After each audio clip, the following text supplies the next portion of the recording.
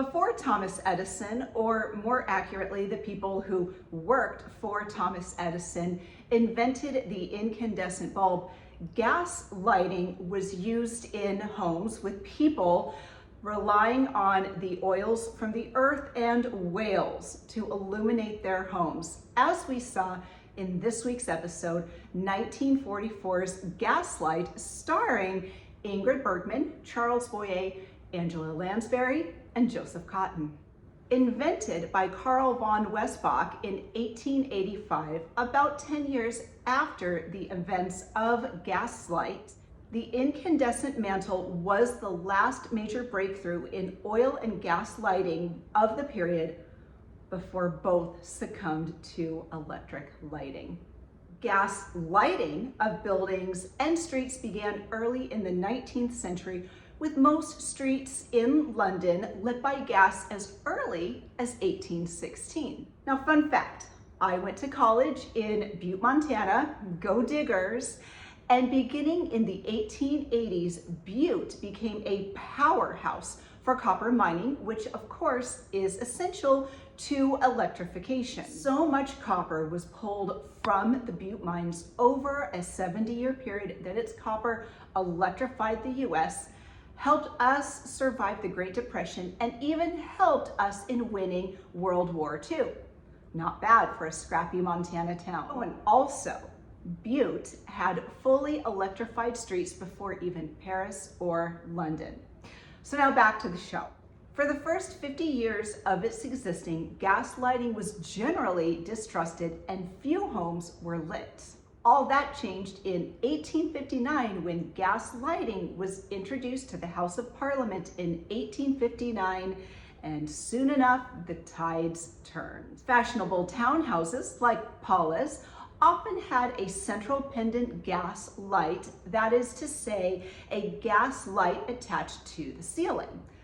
Like we saw the first time she experienced literal gas lighting, she could see that the lights were dimming, but of course, her reality was being denied. Now, in each of the principal rooms, there was a ventilation grill, and this was disguised in the deep recesses of the ceiling, so ingenious Victorian design. Gas wall brackets were used in place of a sconce, and some staircases were lit by lights attached to a newel post. The largest pendant fillings had several burners and were known as gasoliers, as we saw in the beginning of the film. And so every detail of a gas light was decorated according to ornate Victorian tastes.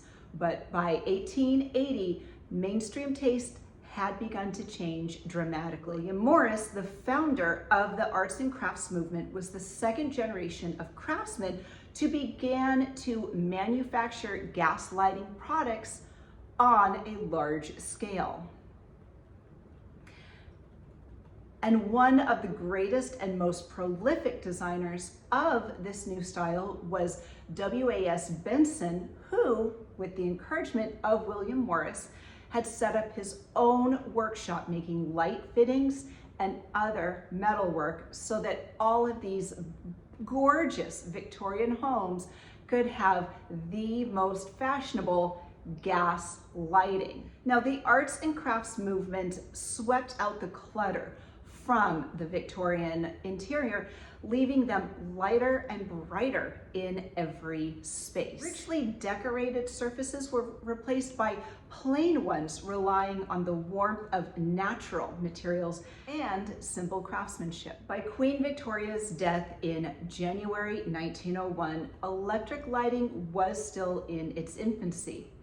Gas lighting was still common in the cities and larger towns, supplemented by candles and oil lamps, but in smaller towns and villages in the countryside, lighting remained almost exclusively through candles and oil lamps. And the Victorian era gave way to the Edwardian era, that gave way to Art Deco, my favorite, and then to the mid-century modern era. And design tastes evolved, as did our technology that helped electrify and illuminate the world. Today, we commonly use LEDs and other energy efficient technologies to illuminate our homes. So go ahead and give the subscribe button a little flicker of the light so you never miss a thing. We appreciate our listeners, our viewers, and our supporters. Please be sure to follow us on Facebook, YouTube, Instagram, Blue Sky, and TikTok so you never miss a thing. New episodes of the Real Relationships podcast premiere every Thursday on Apple, Spotify, or wherever you get podcasts. New episodes of this show also premiere every Thursday on YouTube. And coming up in May, we have some fantastic movies coming up. We cannot wait to bring you more amazing content.